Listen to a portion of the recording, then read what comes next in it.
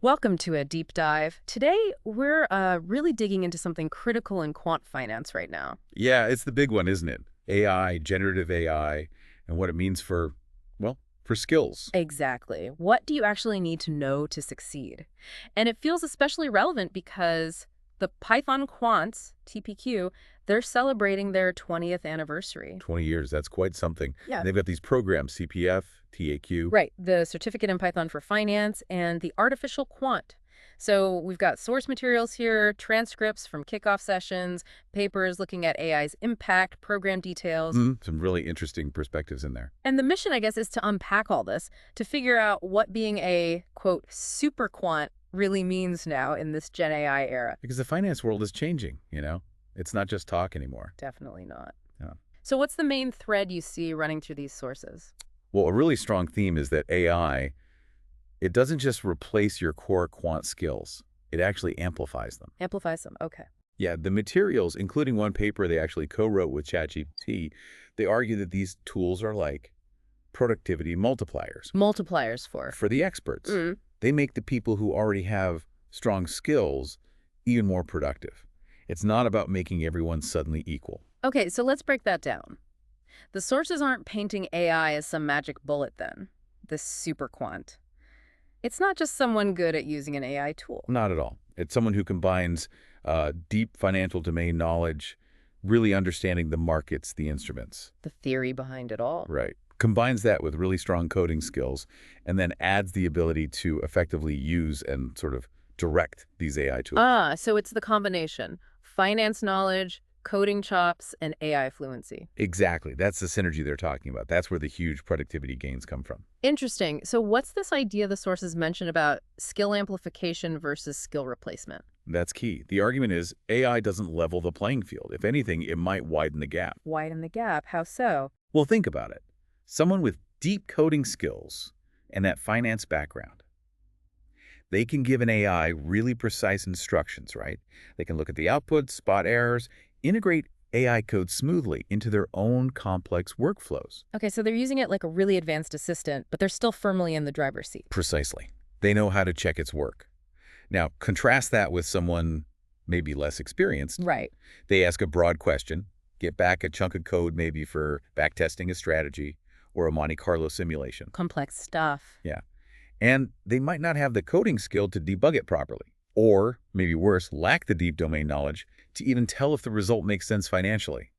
Is it genuinely predictive or just, overfitting the past data? Ah, I see. Like the example they use about vectorized code, an expert knows if the AI's optimization is genuinely faster or just looks right, while a novice might be completely lost. Exactly. And that leads to this potential widening skills gap the sources talk about. The people who master this combination, the super quants, they become incredibly productive, maybe doing the work of whole teams previously. That's the implication. Which naturally brings us to, okay, how do you actually build these skills, according to the sources? Yeah, what's the path forward? Well, the material points very strongly towards comprehensive hands-on training. Programs like TPQ CPF are highlighted. They mention how it's evolved over 20 years 20 years, yeah. and grown to a scale that, honestly, sounds more like a full master's program in terms of the sheer amount of practical material. So based on this, CPF isn't just scratching the surface. It sounds like deep immersion is the goal. Absolutely. They talk about hundreds of hours of instruction, tens of thousands of lines of code examples, hundreds of Jupyter notebooks. That's a lot. That's a massive amount of practical code-first content. And it seems designed precisely to build that solid foundation you need to actually use AI effectively.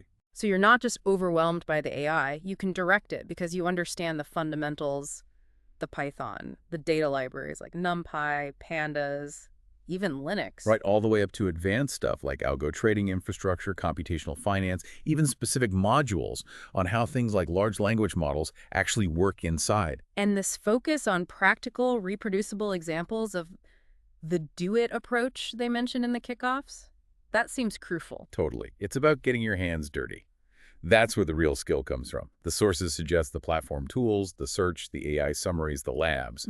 They're all there to help you acquire skills deeply, practically. The kind of skills you need to guide the AI, not just follow it blindly. You got it. Okay, so let's wrap this up.